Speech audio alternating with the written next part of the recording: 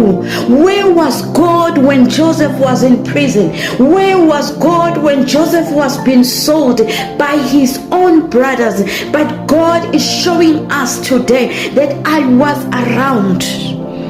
Joseph was still in the will of God.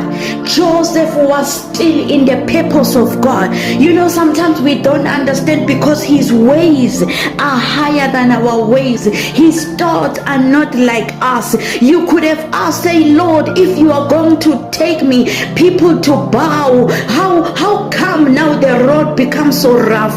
How come now the road becomes so unpredictable? I was thinking that, God, because you are with me, everything would be smooth. Say, God, no, I am the God of process. The fact that I'm taking you somewhere, the fact that I'm taking you higher, the road will be bumpy. The road will be bumpy because that's part of the training. Joseph, for you to sit in the palace, you need to be trained, my son.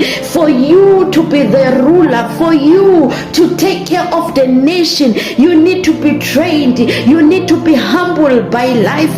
You need to be trained by circumstances. And I need to trust you. You need to be tried and tested. Can you stand the rain? Can you stand the fire? Joseph, I will take you to the palace, but I need to